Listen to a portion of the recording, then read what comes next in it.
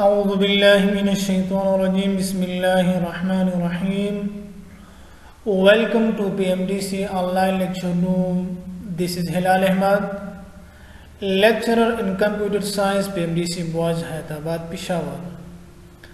Dear students, today we are going to discuss about the passing arguments and returning values.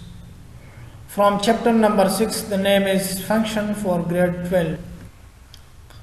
Passing arguments and returning values. When we start to execute functions, we need to pass arguments values to a function. जब भी हम function को start करते हैं और execute करते हैं तो हमें आर्गुमेंट्स पास करने की ज़रूरत होती है किसी फंक्शन को. The result values produced within the function body is then returned back to the calling program. और वो रिजल्ट्स या वैल्यूज जब प्रोड्यूस्ड होते हैं फंक्शन के बॉडी के अंदर तो वही रिजल्ट पे रिटर्न बैक करते हैं जिस फंक्शन को हमने कॉल किया था.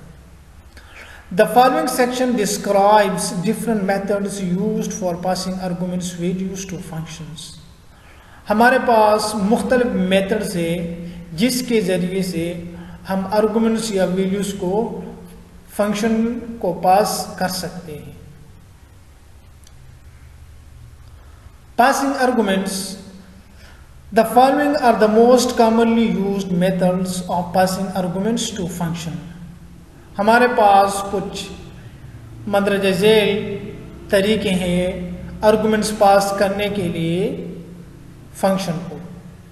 Passing arguments by constants, passing arguments by values and passing arguments by reference.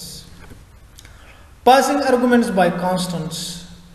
When calling a function arguments are passed to the calling function. जब हम एक फंक्शन को कॉल करते हैं तो हम आर्गुमेंट्स को पास करते हैं कॉलिंग फंक्शन को. मतलब एक फंक्शन के ज़रिए से हम अपने वैल्यूज़ को अपने आर्गुमेंट्स को पास करते हैं जिस फंक्शन को हम कॉल कर रहे होते हैं. In passing as arguments as argument. Passing में हमारे पास आर्गुमेंट्स होते हैं. The actual constant values are passed instead of passing the variables. Actually हम कांस्टेंट वैल्यू को पास करते हैं बजाय इसके कि हम वेरिएबल को पास करें.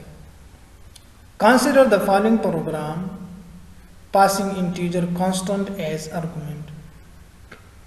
Header files. After writing the header files, void means when we return nothing, and create the function and the name of the function is display, and here is the parameters. Integer x is the parameter and parenthesis close. After that start the body of the function. Cout. Inside the body the code is cout x.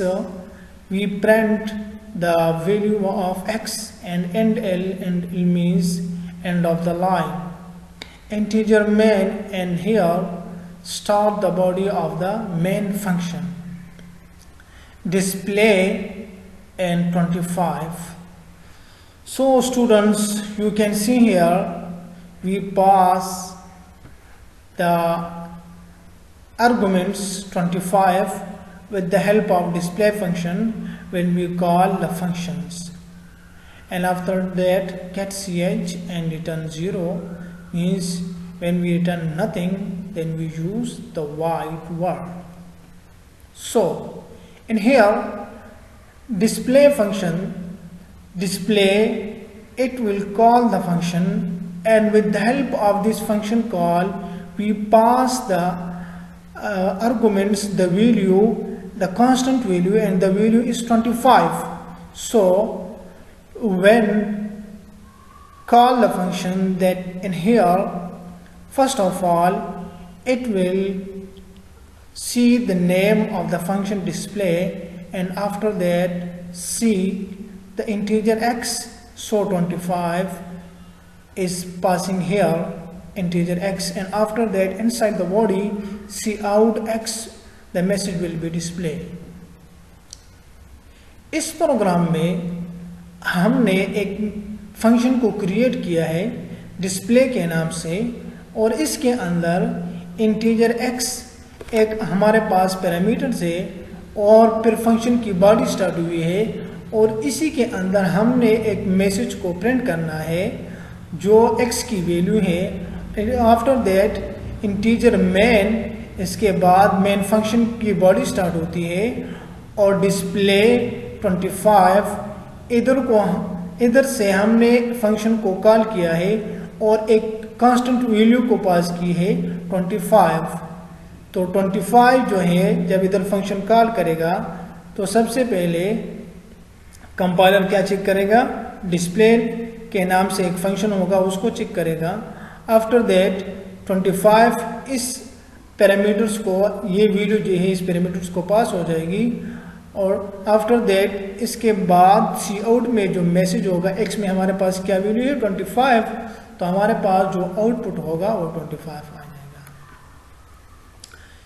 तो इसके जरिए से हमने क्या किया, जब हम कोई फंक्शन कॉल करते हैं तो उसके जरिए से हम एक कांस्टेंट वैल्यू को पास कर सकते हैं जब भी प्रोग्राम के अंदर एक फंक्शन हम कॉल करते हैं।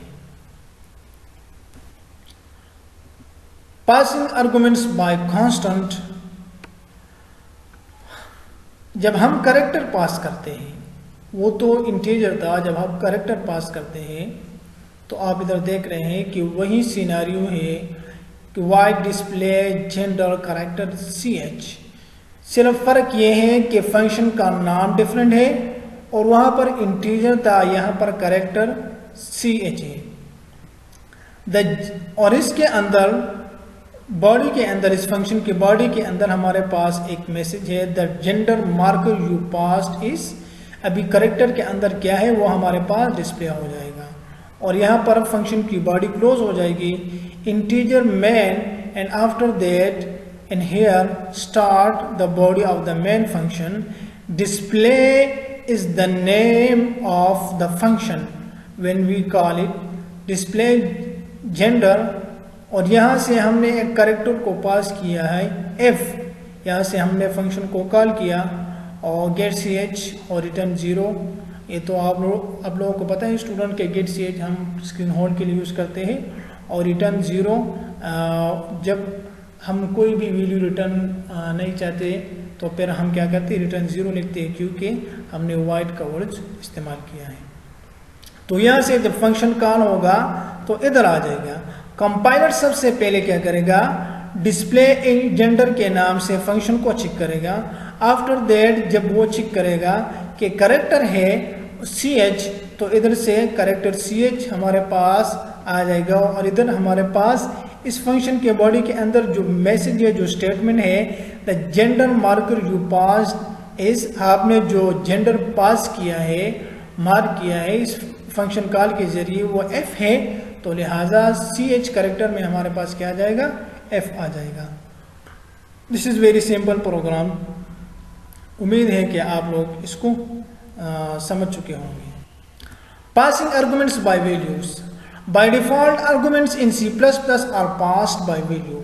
बाय डिफॉल्ट जब हम C++ में आर्गुमेंट्स पास करते हैं तो वो वैल्यू पास करते हैं। When arguments are passed by value, जब हम arguments पास करते हैं वैल्यू के जरिए से, a copy of the arguments value is passed to the function formal parameters। तो नॉर्मली तौर पे हम arguments के एक argument वैल्यू का एक कॉपी पास करते हैं फंक्शन फॉर्मल पैरामीटर हमारे पास जो होते हैं, उसी के जरिए से इस वैल्यू को हम पास करते हैं। एक हमारे पास होता है एक्चुअल पैरामीटर, एक हमारे पास होते हैं फॉर्मल पैरामीटर। ये हमने प्रीवियस वीडियो में डिटेल से डिस्कस किया था। Consider the following program to demonstrate the use of passing arguments by value. तो चलो देखते हैं एक प्रोग्राम में किस तरह हमारे पास आर्गुमेंट्स पास होते हैं एक वैल्यूज के जरिए से। पासिंग आर्गुमेंट्स बाय वैल्यू, हम किस तरह जो है आर्गुमेंट पास करेंगे वैल्यूज़ के ज़रिए से। तो हमारे पास सबसे पहले void foo integer y. Void, when we return nothing, then we use the void. Foo is the function name and integer y is the parameter. Inside we write the parameter, inside the parenthesis we write the parameters, and after that start the function body. Cout y and foo is equal to y. हमारे पास इस function में, इस फू function में जो y की value है वो y में स्टोर हो जाएगी and l y is equal to 6 cout y in foo y and l and y is the star here integer main. तो हमारा जो मेन प्रोग्राम है वो इंटीजर मेन से स्टार्ट होता है। तो जब इंटीजर मेन से स्टार्ट होता है तो सबसे पहले हमने एक डेटा टाइप डिक्लेयर किया है इंटीजर, और फिर एक variable x is equal to 5 हमने इनिशियलाइज किया है, इसको वैल्यू असाइन की है 5। cout x इन मेन बिफोर कॉल, इसका मतलब है कि इसके अंदर जो मैसेज है कि जब हमने फंक्शन को कॉल नहीं किया तो इसके अंदर जो वैल्यू है वो क्या होगी एंड l, और यहाँ पर हमारे पास जो मैसेज है वो स्टेटमेंट ख़त्म हो जाएगी। और फिर हमने यहाँ पर फंक्शन को कॉल किया है और यहाँ आर्गुमेंट्स के ज़रिए से एक वैल्यू को पास की है, 5 को पास किया है। तो क्या होगा, जब फू वैल्यू को पास की है और इंटीजर है तो कंपाइलर इधर आ जाएगा और सबसे पहले वो क्या करेगा, फू के फंक्शन को देखेगा और इसके बाद फिर पैरामीटर्स को देखेगा। क्योंकि हमारे पास इंटीजर है और यहाँ से हमने इंटीजर वैल्यू को पास की है तो यहाँ पर हमारे पास 5 आ जाएगा। तो cout y in foo is equal to y, लेकिन यहाँ पर हमारे पास जो फू की वैल्यू है वो क्या आ जाएगी, वो 5 ही आ जाएगी। इसकी वजह क्या है, इसकी वजह यह है कि हमने यहाँ से 5 को क्या किया है, पास किया है, लेकिन यहाँ पर हमने इनिशियलाइज किया है y को वैल्यू असाइन की है 6। तो cout y in foo is equal to y, क्योंकि हमने यहाँ से पहले 5 को वैल्यू को असाइन किया था तो यहाँ पर हमारे पास 5 वैल्यू प्रिंट होगी, लेकिन चूंकि यहाँ पर हमने y को 6 असाइन किया है तो हमारे पास यहाँ पर जो मैसेज प्रिंट होगा वो y के अंदर जो वैल्यू होगी वो 6 होगी। तो हमारे पास जो पहले वाला y था वो क्या हो गया, वो डिस्टर्ब हो गया। इसी तरह हमारे पास आउटपुट इसकी जो होगी वो सबसे पहले y इन foo फंक्शन के अंदर पहले 5 होगा, यहाँ से हमारे पास 5 आ जाए, लेकिन जब हमने दोबारा वैल्यू असाइन की है तो दोबारा 5 आ जाएगा, लेकिन जब हमने यहाँ पर वैल्यू y को वैल्यू 6 असाइन की है तो y की वैल्यू जो है वो 6 हो जाएगी, और आफ्टर कॉलिंग की जो वैल्यू है वो भी यहाँ पे हमारे पास 6 हो जाएगी, क्योंकि ये वैल्यू सिर्फ इधर जो है हमारे पास x इज इक्वल टू 5 इधर हमने प्रिंट किया है। और इस तरह की वैल्यू को हम क्या कहते हैं, लोकल वेरिएबल वैल्यू कहते हैं। और y जो है इस बॉडी फंक्शन के अंदर हम यूज करते हैं, तो इसलिए ये वैल्यू इस फंक्शन के लिए लोकल है, ग्लोबल नहीं है। और ग्लोबल तब होगा जब हम इस फंक्शन को, इस वैल्यू को सबसे टॉप पे लिख देते हैं। तो स्टूडेंट्स, कहने का मतलब ये है कि हमने वैल्यू पास किया है तो इसका जो रिजल्ट है इस प्रोग्राम में जो ओरिजिनल वैल्यू x है वो चेंज नहीं होती, कॉलिंग से पहले भी और कॉलिंग के बाद भी। तो इस किस्म फंक्शंस के ज़रिए से हम वैल्यू को पास कर सकते हैं। तो उम्मीद है कि आप लोगों को समझ आ जाएगी। Consider another example that uses a function addition that gets arguments by value. हम एक दूसरा एग्जाम्पल लेते हैं और एक फंक्शन एडिशन यूज करते हैं जो वैल्यू लेते हैं आर्गुमेंट से वैल्यू की। इंटीजर एडिशन हमारे पास एक फंक्शन है और यहाँ हमारे पास एक दो पैरामीटर्स है, integer a and integer b. Integer result हमारे पास रिजल्ट है इंटीजर का, मतलब जो डेटा टाइप है वो इंटीजर है और रिजल्ट हमारे पास क्या है, एक वेरिएबल है और रिजल्ट के अंदर हमने a प्लस बी की वैल्यू को असाइन किया है और जो रिटर्न किया है वो रिजल्ट को रिटर्न किया है। इंटीजर मैन हमारी चूंकि एक्चुअल प्रोग्राम यहाँ से स्टार्ट होता है, इंटीजर मैन की बॉडी यहाँ से लेकर यहाँ पर ख़त्म हुआ, यहाँ से स्टार्ट हुआ है, यहाँ पर ख़त्म हुआ है। इंटीजर डेटा टाइप है z x is equal to 5, y is equal to 3। हमारे पास तीन वेरिएबल्स है, एक z है, z को हमने वैल्यू असाइन नहीं किया, x को हमने वैल्यू असाइन की है 5 और y को वैल्यू असाइन की है 3। तो z is equal to addition x और y।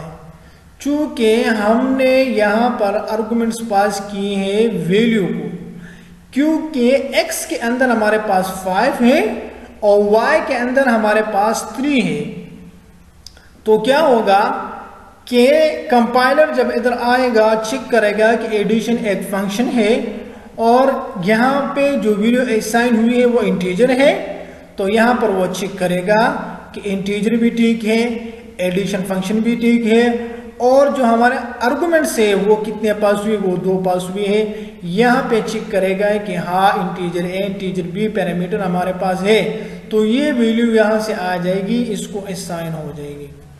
अब चूंकि हमने इंटीजर एडिशन फंक्शन के अंदर एक वेरिएबल डिक्लेयर किया है रिजल्ट, तो हमारे पास क्या हो जाएगा, a प्लस बी 5 प्लस 3 वो रिजल्ट में स्टोर हो जाएगा। तो 5 प्लस 3 8, वो 8 जो है रिजल्ट में स्टोर हो जाएगा। और यहाँ पर हमने एक दूसरा फंक्शन रिटर्न लिखा है और इसमें लिखा है कि हमारे पास रिटर्न करो रिजल्ट। तो वो रिजल्ट जब रिटर्न हो जाएगा तो हमारे पास the sum of both values is z, वो जब z में आ जाएंगे वो रिटर्न रिजल्ट इधर आ जाएगा, तो हमारे पास 8 डिस्प्ले हो जाएगा। तो आप इधर देख रहे हैं कि हमारे पास जो आउटपुट है वो 8 है। तो स्टूडेंट्स आपने देखा कि किस तरह हम एक फंक्शन के जरिए से वैल्यूज को आर्गुमेंट्स के जरिए से वैल्यू को पास कर सकते हैं। Passing arguments by reference. In pass by reference, the reference to the function parameters are passed as arguments rather than value of variables. Function reference हम पैरामीटर्स के अंदर रेफरेंस पास कर सकते हैं बजाय इसके कि हम वेरिएबल्स की वैल्यू को पास करें। यूजिंग पास बाय रेफरेंस, जब हम रेफरेंस को पास करते हैं, जब हम रेफरेंस इस्तेमाल करते हैं, the value of arguments can be change with in the functions. तो आर्गुमेंट्स की जो वैल्यू होगी वो फंक्शन के अंदर ही चेंज होगी। In passing arguments by reference, the following parameters should preceded by the ampersand sign and consider the following example. चलो इसमें हमारे पास एक सिंपल यूज हुआ है एम्परसेंड साइन, तो देखते हैं कि ये क्या काम करता है।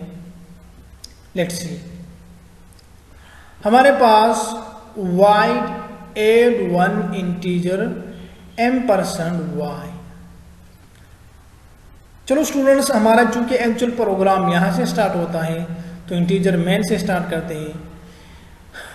इन here function of the body start here, integer x is equal to 55। हमारे पास एक वेरिएबल है x जो इंटीजर डेटा टाइप है और वैल्यू उसको हमने असाइन की है 55 इनिशियलाइजेशन 1 टाइम। सी आउट x इन मेन बिफोर कॉल, हमारे पास जो वैल्यू है x में वो बिफोर कॉलिंग क्या होगी और आफ्टर कॉलिंग क्या होगी। तो हमारे पास लाजमी बात है x की वैल्यू 55 ही होगी। फिर यहां पर हमने क्या किया है, add 1x, यहां पर हमने पास किया है रेफरेंस। किसका रेफरेंस? x का रेफरेंस। x में हमारे पास क्या है 55 है चूंकि एम्परसेंड क्या करता है, एम्परसेंड हमारे पास जब भी हमने किसी वेरिएबल का एड्रेस इस्तेमाल करना होता है तो इसके लिए हमारे पास एक स्पेशल ऑपरेटर यूज होता है जिसे हम लोग एड्रेस ऑफ ऑपरेटर कहते हैं, और ये एंड के सिंबल से, आप इधर देख रहे हैं, एंड के सिंबल से पहचाना जाता है।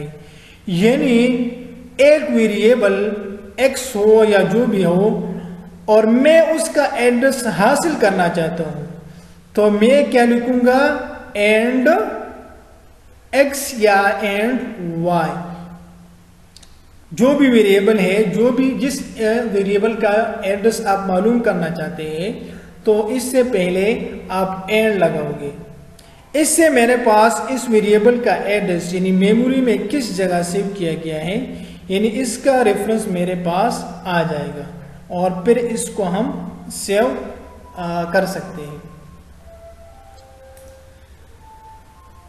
ये इंशाल्लाह नेक्स्ट चैप्टर में पॉइंटर में ये हम डिटेल से पढ़ेंगे कि एम्परसेंड। आप सिर्फ ये याद रखो कि इसको हम एड्रेस ऑफ ऑपरेटर कहते हैं और ये use to store the address of a variable. एक वेरिएबल का एड्रेस स्टोर करने के लिए हम ये यूज करते हैं। चूंकि अब हम एड्रेस किसका मालूम करते हैं, वो x का, तो यहां पर हमारे पास जो x की एड्रेस है वो 55 है, तो क्या होगा, हमारे पास 55 y plus plus means change the values in the function, मतलब हमारे पास जो फंक्शन के अंदर जो वैल्यू है उसमें चेंजेस लाओ, तो y plus plus 1 time incrementation होगी। तो हमारे पास यहां पर x की एड्रेस स्टोर है, तो यहां पर y प्लस प्लस मीन्स के 1 टाइम इंक्रीमेंटेशन करो, तो यहां पर हमारे पास जब 1 टाइम इंक्रीमेंटेशन करेगा तो हमारे पास 56 आ जाएगा। तो आप इधर देख रहे हो कि हमारे पास आफ्टर कॉलिंग सी आउट इसमें वैल्यू ऑटोमेटिकली चेंज हो जाएगी। तो हमारे पास y प्लस प्लस 56 की वैल्यू क्या हो जाएगी, इधर आएगी, और जब वो इधर देखेगा कि इस वैल्यू में चेंजेस आ गई है तो हमारे पास जो आउटपुट होगी बिफोर कॉलिंग वो 55 होगी और आफ्टर कॉलिंग वो 56 होगी।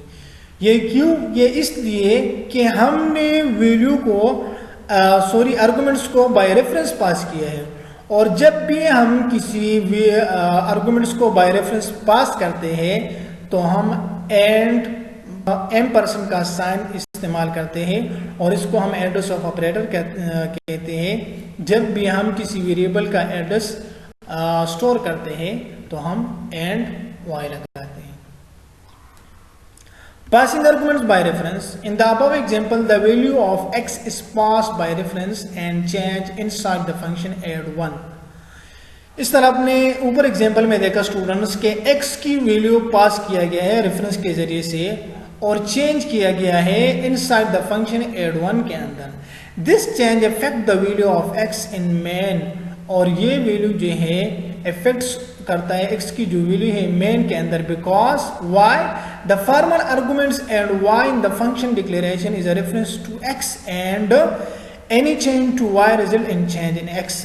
इसका मतलब है कि हमारे पास जो फॉर्मल आर्गुमेंट्स है एंड y फंक्शन के डिक्लेरेशन के अंदर, तो इसका जो रेफरेंस है वो डायरेक्टली x के पास है, मतलब x की जो वैल्यू है तो एंड y से ताल्लुक रखता है। मतलब एंड y का मतलब है कि आपने जो वैल्यू उठाई है वो x की वैल्यू है।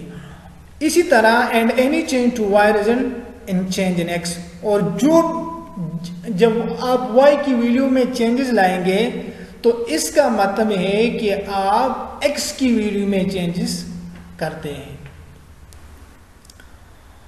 Consider the following example, program यहां से स्टार्ट करते हैं।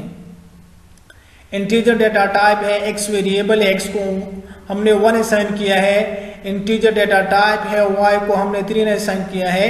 इंटीजर डेटा टाइप है, z को हमने 7 असाइन किए हैं।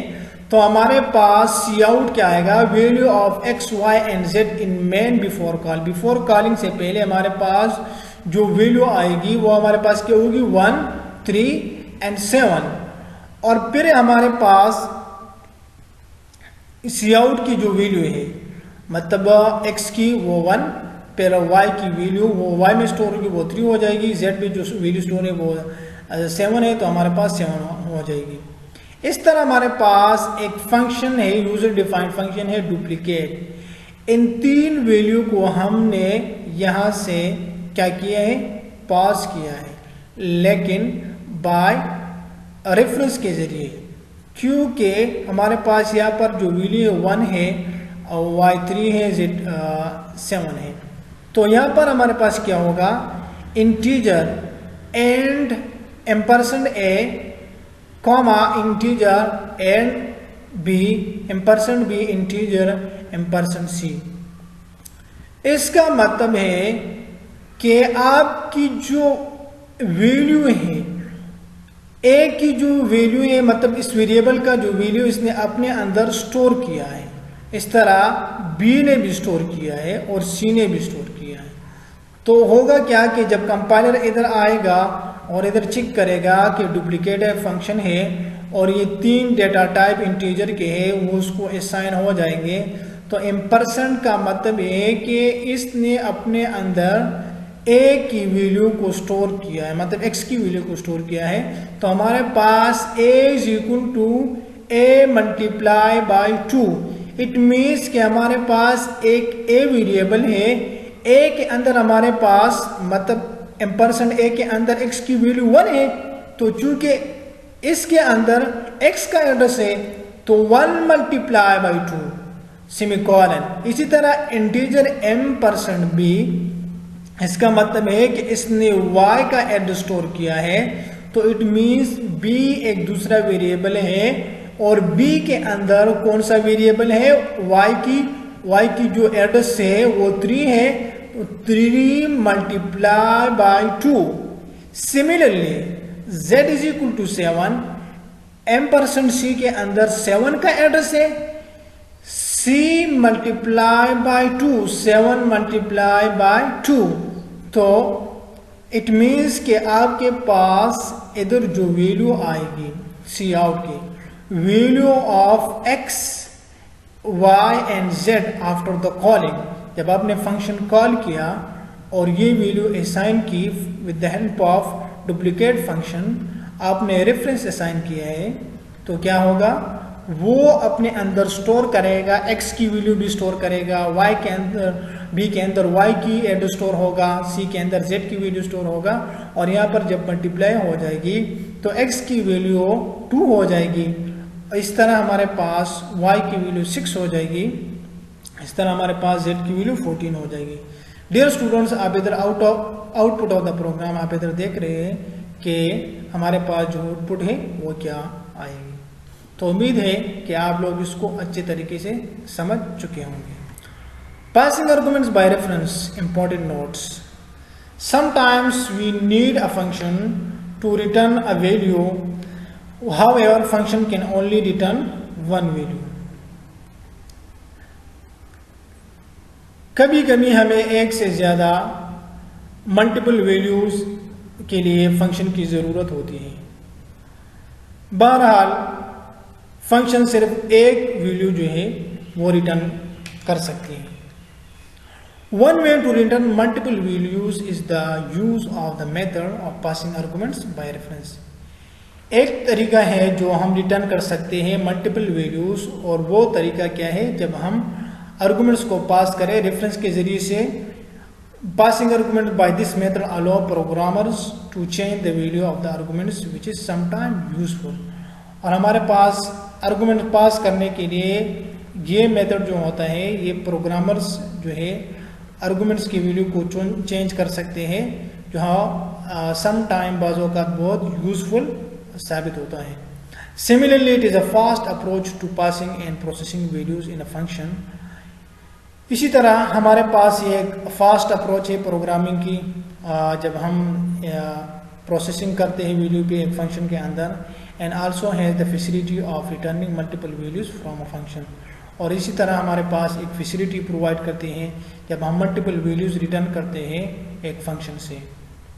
तो आर्गुमेंट्स बाय रेफरेंस के ज़रिए से हमारे पास ये एक अच्छी यूजफुल अप्रोच है प्रोग्रामर्स के लिए। Thanks students and take care.